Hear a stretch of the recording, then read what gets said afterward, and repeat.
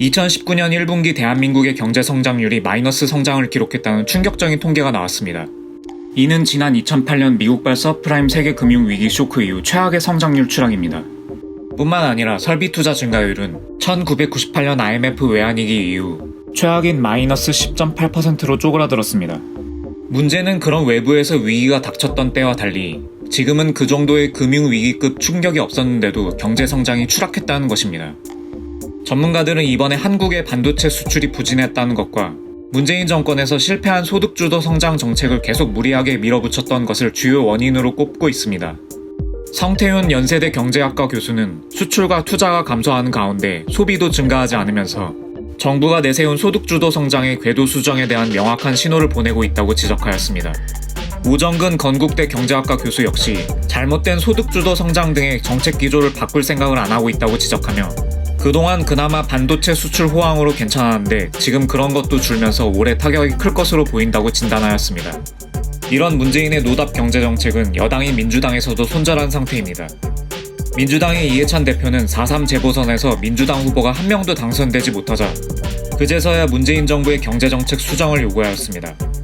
이해찬은 현장에서 느낀 국민들의 경제정책에 대한 불만이 상당하다는 것을 지적하며 내년 총선에서의 대참사를 막기 위해 문재인 정부의 노답 경제정책의 손절을 분명히 했습니다. 문재인 정부의 경제정책에 대한 경고는 이뿐만이 아닙니다. 2019년 3월 IMF는 한국 경제가 성장 둔화와 고용 창출 부진으로 중단기적으로 역풍을 맞고 있다고 이례적으로 경고하였습니다. IMF가 이렇게 강한 표현으로 경고를 한 것은 그만큼 한국 경제의 상황이 심각하다는 것이라고 전문가들은 우려를 표명하였습니다. 또한 국제신용평가회사 무디스는 한국의 투자 부진, 수출 악화, 급격한 최저임금 인상에 따른 고용 위축으로 인해 한국의 2019년 성장률을 2.1%로 예측했습니다.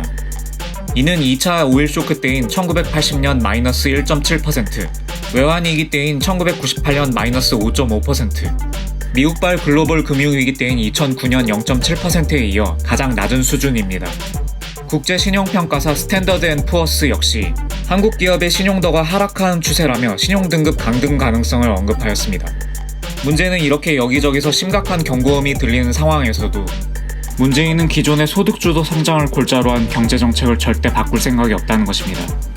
게다가 북한의 비핵화 협상 교착으로 인해 2018년 있었던 남북 정상회담 1주년 행사에 북한이 불참하는데도 결과적으로 폭망각인 남북 정상회담을 자아자찬하며 평화가 경제다라는 현실감 없는 구호만 외치고 있습니다.